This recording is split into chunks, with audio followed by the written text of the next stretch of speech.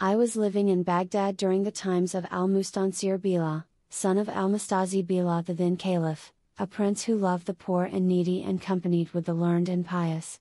One day it happened to him that he was wroth with 10 persons, highwaymen who robbed on the Caliph's highway, and he ordered the prefect of Baghdad to bring them into the presence on the anniversary of the great festival. So the prefect sallied out and, making them his prisoners, embarked with them in a boat. I caught sight of them as they were embarking and said to myself, "These are surely assembled for a marriage feast, methinks they are spending their day in that boat eating and drinking, and none shall be companion of their cups but I myself." So I rose, O fair assembly, and, of the excess of my courtesy and the gravity of my understanding, I embarked with them and entered into conversation with them. They rowed across to the opposite bank, where they landed, and there came up the watch and guardians of the peace with chains, which they put round the robbers' necks. They chained me among the rest of them, and, O people, is it not a proof of my courtesy and spareness of speech, that I held my peace and did not please to speak? Then they took us away in bilboes and next morning carried us all before al-Mustansir Billah, commander of the faithful, who bade smite the necks of the 10 robbers.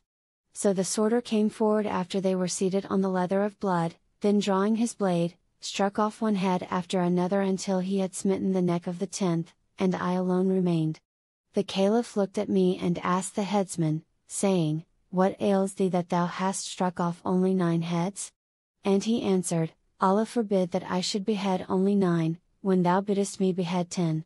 Quoth the Caliph, "Meseems thou hast smitten the necks of only 9, and this man before thee is the 10th. By thy beneficence." Replied the headsman, "I have beheaded 10.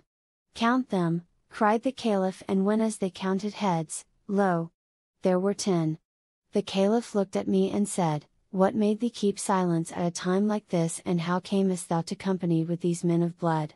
Tell me the cause of all this, for albeit thou art a very old man, assuredly thy wits are weak." Now when I heard these words from the Caliph I sprang to my feet and replied, "Know, O Prince of the Faithful, that I am the silent Sheikh and am thus called to distinguish me from my 6 brothers. I am a man of immense learning whilst, as for the gravity of my understanding, the wiliness of my wits and the spareness of my speech, there is no end to them, and my calling is that of a barber. I went out early on yesterday morning and saw these men making for a skiff, and, fancying they were bound for a marriage feast, I joined them and mixed with them. After a while up came the watch and guardians of the peace, who put chains round their necks and round mine with the rest, but, in the excess of my courtesy, I held my peace and spake not a word, nor was this other but generosity on my part. They brought us into thy presence, and thou gavest an order to smite the necks of the 10, yet did I not make myself known to thee and remain silent before the sworder, purely of my great generosity and courtesy which led me to share with them in their death. But all my life long have I dealt thus nobly with mankind, and they requite me the foulest and evilest requital." When the Caliph heard my words and knew that I was a man of exceeding generosity and of very few words, one in whom is no forwardness, as this youth would have it whom I rescued from mortal risk and who hath so scurvily repaid me, he laughed with excessive laughter till he fell upon his back. Then said he to me, "O silent man, do thy 6 brothers favor thee in wisdom and knowledge and spareness of speech?" I replied, "Never were they like me. Thou puttest reproach upon me, O Commander of the Faithful, and it becomes thee not to even my brothers with me, for, of the abundance of their speech and their deficiency of courtesy and gravity, each one of them hath gotten some maim or other. One is a monocular, another palsied, a 3rd stone blind, a 4th cropped of ears and nose and a 5th shorn of both lips, while the 6th is a hunchback and a cripple.